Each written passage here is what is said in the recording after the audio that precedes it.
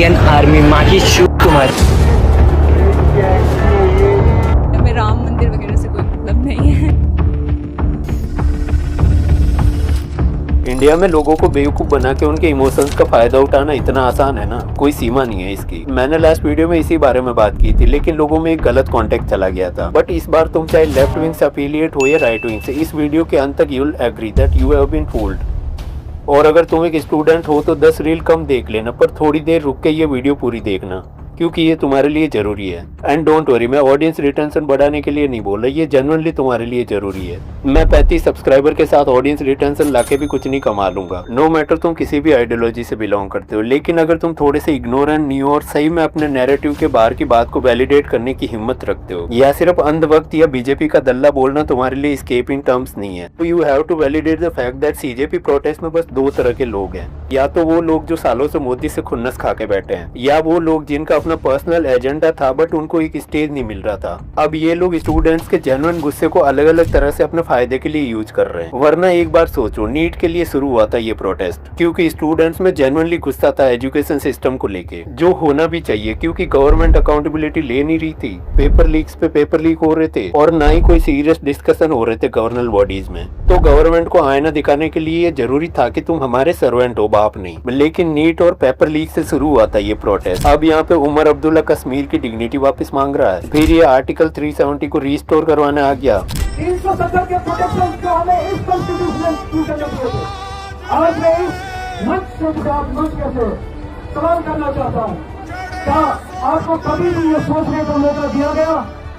क्या आप ये सवाल करें कि क्या 370 पाकिस्तान के कॉन्स्टिट्यूशन ने दिया था? भाई इसका लेना देना क्या है नीट प्रोटेस्ट से? इवन इसका स्टूडेंट से भी क्या लेना देना है? ये जबरदस्ती हाईजैक करने आ गया नीट प्रोटेस्ट को। फिर यहाँ पे ब्राह्मणवाद, हिंदुइज्म और पेसिज्म की बात होने लगती है। प्रोटेस्ट का एक्चुअल मुद्दा तो कहीं खो गया है। पहले नीट की जो डिमांड थी उसे लेजिटिमेट करा गया सोनम वांगचुक का सहारा लेके, फिर उस स्टेज और उस प्रोटेस्ट को कैप्चर कर लिया, नीट के एक्चुअल मुद्दे को ही बरी डाउन कर दिया। अब इनके पास स्टूडेंट्स का जेन्युइन गुस्सा है और इनके पर्सनल इंटरेस्ट है, करो उस गुस्से को यूज जैसे कर सकते हो। और ये उस गुस्से को जैसे चाह रहे हैं वैसे यूज कर रहे हैं गवर्नमेंट के अगेंस्ट। भाई ये लोग स्टूडेंट्स के गुस्से को ढाल बना के बस अपना उल्लू सीधा कर रहे हैं, गवर्नमेंट से अकाउंटेबिलिटी मांग रहे हैं ये। लेकिन इनसे कोई सवाल पूछ ले कि जब हम लाटे खा रहे थे तो तुम बर्गर क्यों खा रहे थे? और सुनो एक बात, एनीवेज मतलब तुम मुझे इतना अकाउंटेबल होल्ड करते हो, मतलब ये कोई नौकरी है क्या ये प्रोटेस्टर होना? तुमने मुझे इलेक्ट किया है इस पोजीशन के लिए? लोगों ने इसको प्रोटेस्ट के दिन घूमने और बर्गर खाने के लिए कॉल आउट किया था। इसने वापस बर्गर खाते हुए सबको संगी और अंधभक्त बोल दिया। मैं तुम्हारे बाप का नौकर थोड़ी हूँ, मैं क्यों अकाउंटेबिलिटी लूँ? तुमने मुझे इलेक्ट थोड़ी किया है। व्हाट द फक भाई, फिर तू कर क्या रहा है वहाँ पे? ये कुछ नहीं है, बस स्टूडेंट्स के साथ विश्वासघात है और थोड़े दिनों में सबको फर्क पड़ना बंद हो जाएगा इससे। ये देखो, ये जो बंदा है इसने पहले मारा पुलिस के ऊपर पेपर स्प्रे, और उसके बाद पुलिस ने लाठी वाठी तोड़ी होगी, और उसके बाद इसने बनाई फिर वीडियोस। ठीक है, वीडियो दिखा देता हूँ। कल मैं जंतर मंतर के प्रोटेस्ट में था, मुझे कुछ चोटें आई। अब आप सोच के देखो कि पेपर स्प्रे वो लेके आया, मतलब घर से लेके आया है, उसको पता था कि वो क्या कर रहा है। इनफैक्ट ऐसा भी हो सकता है कि उसको बताया गया है कि उसे क्या करना है, क्योंकि अगर वो पेपर स्प्रे पुलिस पे चलाएगा ना तो पुलिस वाले जो है फिर वो लाठी चलाएंगे, ये श्योर है।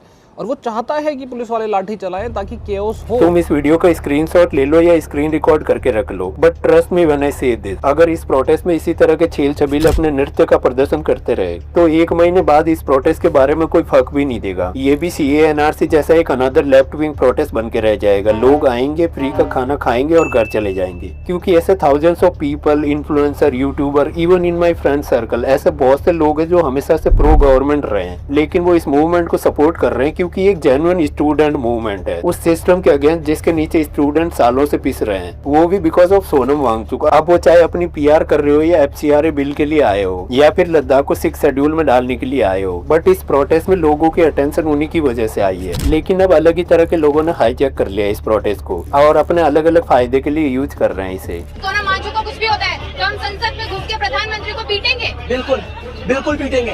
धर्मेंद्र प्रधान का इस्तीफा नहीं चाहिए, हमने चाहिए मोदी का इस्तीफा। और 20 तारीख ना संसद के भीतर वे नहीं बैठे पाओगे, युवा बैठेंगे देश के।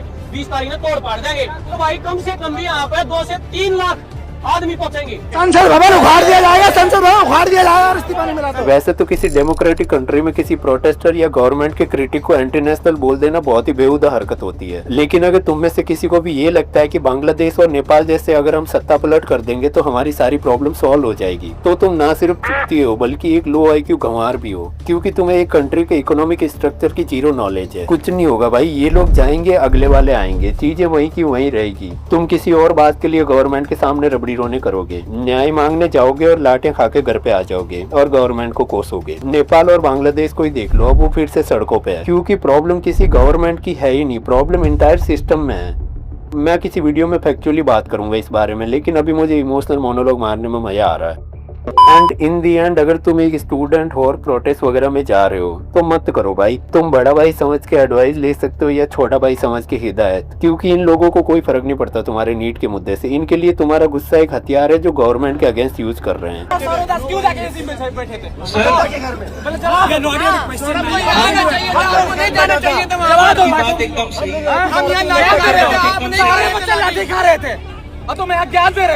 तुम प्रोटेस्ट में जाओगे, वहाँ पे कोई वायलेंट एक्टिविटी होगी, तुम्हें चोट लगेगी या किसी तरह की कोई FIR होगी, तो इनमें से किसी को कोई फर्क नहीं पड़ेगा। जो लास्ट में सफर करेंगे वो तुम्हारे पेरेंट्स ही होंगे। बिहार पुलिस ने एक वीडियो रिलीज करी है जिसमें जो भी प्रोटेस्टर्स दंगे कर रहे थे, तोड़फोड़ कर रहे थे, उनके प्रॉपर क्लियर फोटोज रिलीज किए हैं बिहार पुलिस ने, और मोस्ट प्रोबेबली अब वो कोई भी गवर्नमेंट एग्जाम देने के लायक नहीं बचे हैं। अच्छा, एक और बहुत ही शॉकिंग वीडियो है जो कि जंतर मंतर से है, जहाँ पर फेशियल रिकॉग्निशन सिस्टम का इस्तेमाल किया जा रहा है प्रोटेस्टर्स के अगेंस्ट में, और इस सिस्टम के जरिए दिल्ली पुलिस ने इन सारे प्रोटेस्टर्स का पासपोर्ट रद्द करवा दिया और वो इन फ्यूचर वो किसी भी गवर्नमेंट एग्जाम में शामिल नहीं हो पाए। अगर इनको उतना ही फर्क पड़ रहा होता तो इनके बालक भी उस प्रोटेस्ट में होते। And I am sorry to burst your bubble but trust me when I say this, इनको 0% फर्क पड़ता है तुम्हारे नीट के मुद्दे से। इनको सोनम वांगचुक का तैयार किया हुआ एक स्टेज मिल गया और एक जेन्युइन मूवमेंट के अराउंड लोगों का आउटरीच और गुस्सा। अब कुछ लोगों ने उस गुस्से और उस स्टेज को कैप्चर कर लिया और गवर्नमेंट के अगेंस्ट अपनी मर्जी से यूज कर रहे हैं। अगर इस मूवमेंट में लोगों की अटेंशन और भीड़ नहीं होती तो किसी भी पॉलिटिशियन को फर्क नहीं पड़ता इससे, क्योंकि इन दी एंड वो है तो पॉलिटिशियन ही। ये लोग भीड़ देख के किसी परचूरन की दुकान का फीता काटने भी चले जाए,